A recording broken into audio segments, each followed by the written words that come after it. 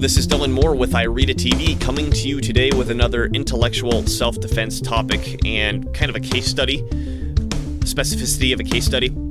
This has again to do with responsibility. I've been making some short videos on responsibility and trying to get it out of my head as it comes, which, for example, I didn't even get a chance to suit up today because I wasn't planning on this. It just came to my head, and you're going to get me as you get me in these clothes. So I've been making the argument that when it comes to manipulating another person, the key component that needs to be messed with, the key variable, is responsibility, because we as humans, for whatever reason, base our actions on what we believe we're responsible for.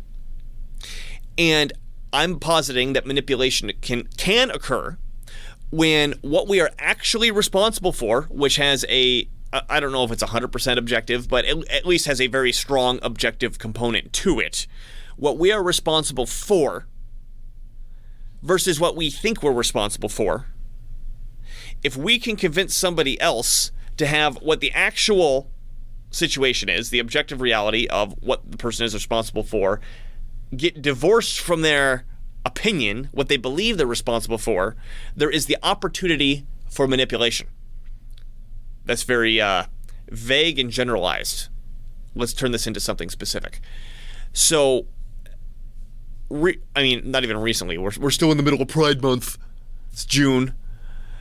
I remember at the beginning of Pride Month, we've obviously the entire Western world is getting this Pride thing shoved down their throats right now, and in particular in the public schools, because that's where you change the future generation by giving them information to disconnect them from the culture of their parents. But the Pride thing has really been being shoved down in public schools. And I guess in high schools now, it's actually, the kids are starting to protest it. They're getting sick of it.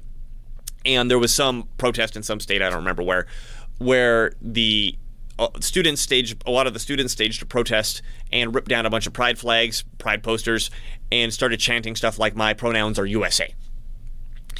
And in one of the articles I read about it, I guess in this specific instance, somebody came over the intercom and was explaining that because we're talking specifically about trans people here, right? Because trans people have such a high suicide rate, the reason that these people commit suicide is because nobody accepts them. So all you people protesting, you guys are essentially murderers because you're not accepting the trans people for who they are, which is going to increase their suicide rate. Which is infuriating. I mean, it's totally bass-ackwards. And I want to explain why from the standpoint that I've been bringing this in terms of responsibility. So one of the components of responsibility is our free will. It's kind of the main component, which is our ability to respond is our ability to choose, and our ability to choose is essentially our free will, right?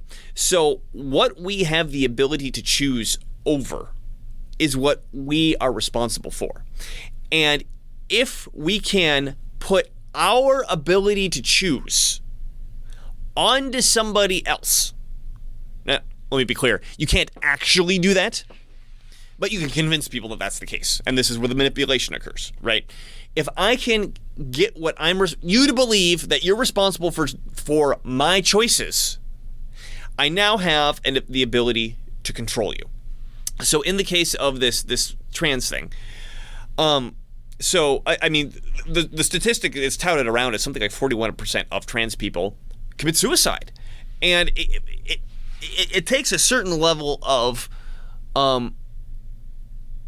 like intravenously injected propaganda to not understand that this is a mental illness, right? Like, okay, here's my plan. I don't feel comfortable in my own body. I feel like I'm the other gender.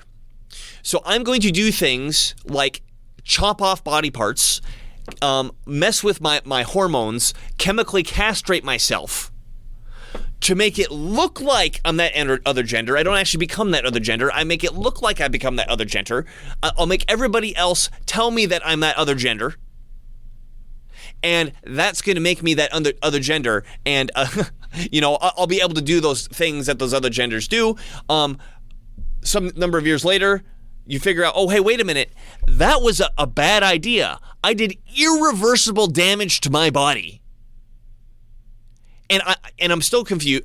Likely, I'm still confused about, I'm this one gender, but I want to be this other gender, so I'm going to kill myself to deal with it. Obviously, that's a form of mental illness. That is completely obviously a form of mental illness. So that is actually on the choice of the person doing it. Now, I'm not trying to get into, okay, if they have a mental illness, how much control do they have over themselves, that sort of thing, right?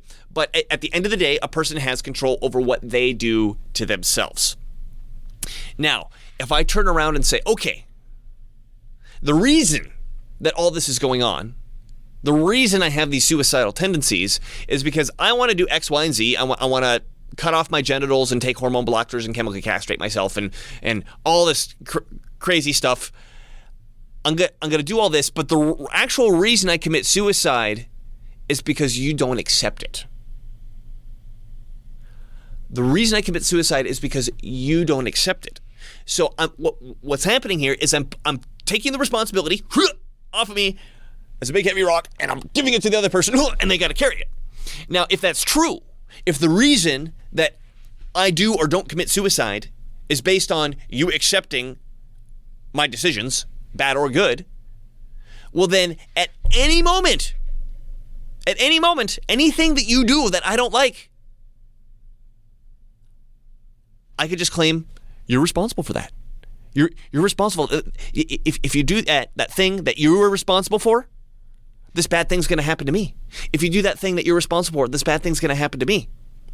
And this is how you know that it's fake. I mean, or fake's not the right word. This is how you know that it's not consistent. It's not philosophically valid. Whatever term that you want to use, is that there's no way to challenge it. Right? If it's true that you are responsible for this decision that I make, there's nothing that you can say that changes that. There's no check and balance on that, right? Because, I mean, if I'm responsible for it, and everybody accepts that, and I say something, hey, man, if you treat me badly, I'm going to commit suicide, I could turn around and say, yo, that's your decision, right? Maybe you don't like what I'm doing, maybe you don't, but it is your decision to commit suicide or not. This is kind of a really dire, dreadful conversation, right? But I mean, this is what we're talking about. This is actually happening in the world right now. So if there's the general recognition that the person claiming that, I'll commit suicide if people do bad things to me, that person is still responsible for their own actions, then that person loses control over the other people. Follow me here? The person loses control of the other people. But if I can get the other people to believe that that's the case, now anything that they do that I don't like, oh, you're killing me. Oh, you're killing me. Oh, you're killing me. Oh, you're killing me.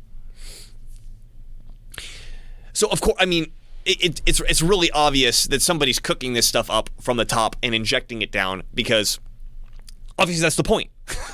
Right? Well, this is pushing us into a zone where, okay, we as a population lose our ability to A, free speech, B, to question anything, and then C, to take care of ourselves, right? I mean, the whole thing is, hey, we want to mutilate ourselves and chemically castrate ourselves. And then, by the way, we want to do it to kids who can't make their own decision. I mean, this is the way that it's obviously getting pushed down, is this total bizarro world where nobody gets to say anything against it, right? And I mean, in the example of these kids protesting, they obviously can have figured this out.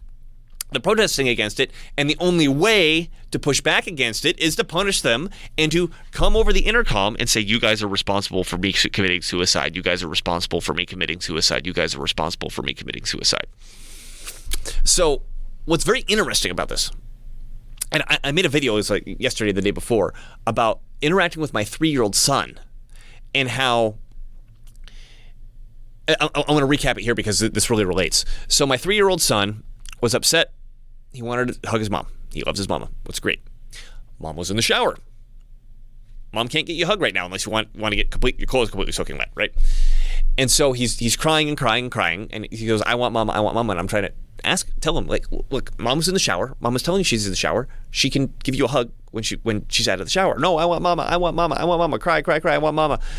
And finally, I looked at him and I go, hey, what's mama doing right now?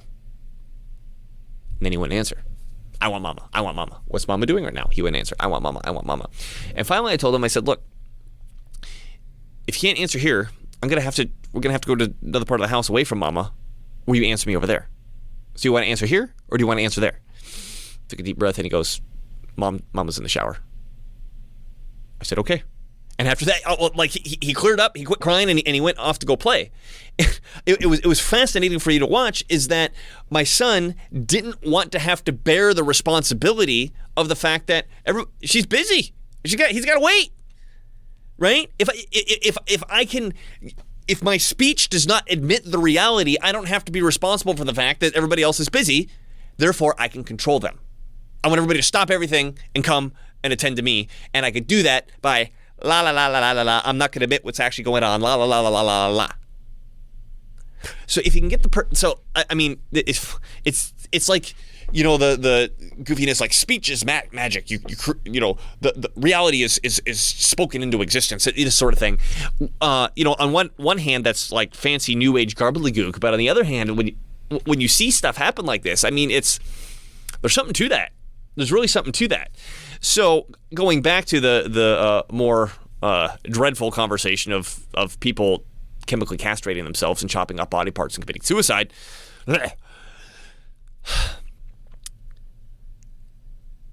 I've brought this up in the subject of, you know, here's this societal pressure that's happening from conspiratorial forces or not. But I always want to bring this down to, okay, you listening, me saying this, we're individual actors. What can we do about this in our individual space? I'm just trying to think to the example of being in that school, right? If the conversation can be framed around, okay, who's responsible for the suicide? Is it me because I'm not saying pronouns correctly? Or is it you because you're in control over your own actions? If that question can be accurately addressed, because obviously the person the person is in control of their own actions, and if they're not, I think a person who is not in control of their own actions, they're like insane, like literally bonking straitjacket insane. You know, they're on drugs, they're in a coma. I mean, if you fall into one of those categories, okay, you're not under control over your own actions. However, when somebody is like that, somebody else controls them, right? So if this person is claiming, I'm not in control over my own actions, well then you need to go to the mental hospital or you know, get strapped down or you know, put in a detox tank or something, right? Somebody else has to tell you what to do all day because you're not in control of your actions. Oh, that's not the case? You are in control over your own actions? Well, let's talk about what that means. And what that means is if you choose to commit suicide, that's on you. And if you're having suicidal thoughts, we need to get you some fucking help. We really need to get you some help. You're having suicidal thoughts. Right? Now the problem can be accurately addressed, and now the conversation completely changes. The conversation completely changes because if, you know, I'm the murderer because I'm the one who's not using the pronouns, let's just make the other person commit suicide, then I got to be careful. The other person's in control. See? The other person's in control. And there's nothing I could do to change that level of control. And there's nothing I could do to put that level of control in check. They could say anything that they want, and I've got to scurry around. And so basically, that person is threatening to commit suicide. So I got to run around and deal with everything. This is completely analogous to my 3-year-old son is wailing and crying because he wants mama, and he refuses to admit, because he's smart enough. I mean, it's not, if he was 1, I mean, they're 1, they don't know what's going on. He's 3, he knows what's going on. Mom's in the shower, he knows he has to wait. If I can go la la la la la and not admit to it, everybody has to stop everything they're doing and come attend to me. That's what's going on here with this trans crap. Everybody has to stop what they're doing and attend to me. And it doesn't matter what reality is. because I've convinced you that you're responsible for my actions.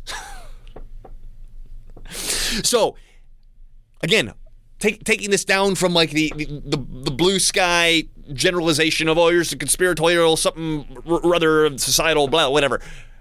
In your own life, in your own actions. Something like this. Remember, the key component's responsibility. I think, if that part could be focused on, then the manipulation hits a brick wall. The manipulation hits a brick wall because suddenly the person claiming that they don't have responsibility for this stuff has to admit that they do. If you can get them to admit that they do, then they have to act in accordance to that because that's what they believe now, right? That this is my premise, is that we base our behavior on what we believe that we're responsible for. Now, before someone says, oh, but the intention doesn't matter in any of this, okay? Let me be clear. Intention doesn't matter in the sense that it's happening, this manipulation is happening whether the person intends it or not. It does matter in how you deal with it because, for example, if the person does intend it, that means they're maliciously doing it. If they don't intend it, that means that it's probably easier to correct them if they're not intending to do it.